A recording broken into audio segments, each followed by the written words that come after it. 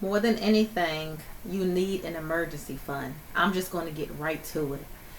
Things happen all the time. Things come up, things break, random things happen. And it is always a good idea to have money set to the side for emergencies.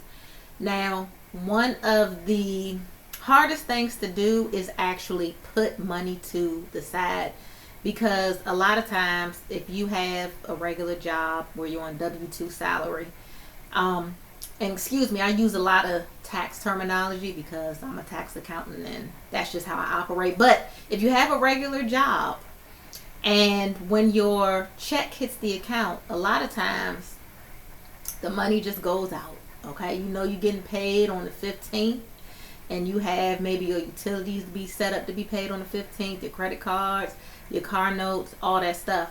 And a lot of times we don't take the time to plan for emergencies. We're just living our life day by day, paying for things, getting groceries, like all this stuff, but we never sit and take the time to plan for emergencies. Then when emergencies happen, small emergencies, maybe you can manage. But if it's a big emergency, and I say big, let's say it's like a $600 emergency. I don't know, maybe you need 2 tires on the car. Some, things happen. We're like, oh snap, I don't have $600 in my account. Let me put it on this credit card real quick. So my goal is to have you start an emergency fund. Now, what I think is the best way to do it is to have it done automatically.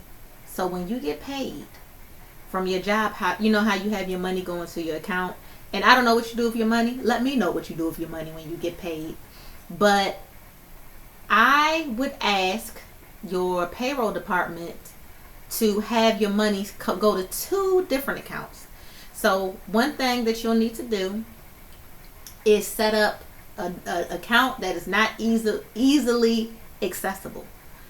And when I say easily accessible, like you can have your bank card for that account, but put it somewhere. Don't keep it in your wallet. Put it in a drawer, a safe where it's not easily accessible for you to get. Okay? And then you can have some money from your paycheck to start going to that. Now, a lot of financial experts will say you need to save 10% of your income.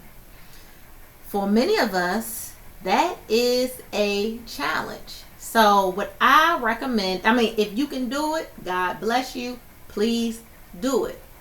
But what I recommend is that you start with something small, because my goal is to get you to change the behavior to see that, oh wait, I can save it. So maybe you start with $50. If you can't do that, start with $25, but get into the habit of not needing that money and increase it over time. So that is my recommendation for starting an emergency fund. And just to be a little bit more specific, when that money goes to that account, don't look at it, don't even think about it, forget that account exists, and work in your regular bank account that you normally work in. And at some point, yes, go check it and see what that balance is. If you need to use it, by all means, an emergency comes, like that's what it's there for. But that is how to start an emergency fund. And we can talk about how much you need in there on another video. But I just want to simplify finances for you and make it easy and attainable.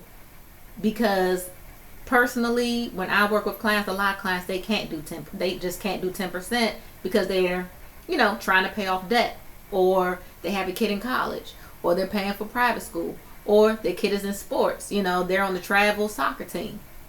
So that's my advice. Start small, change your behaviors, and then see over time, like, okay, you start with that $50 every paycheck.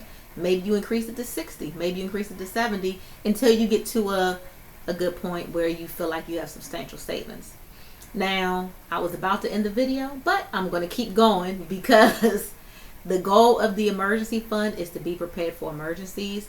So that would include, things that happen that we don't plan for, but also one of those things could be losing a job. So in your emergency fund, you should have like 3 to 6 months of living expenses. And that's pretty conservative because nowadays, the way the economy is and people are losing their jobs, the goal could be a little bit more than that. So that's my insight.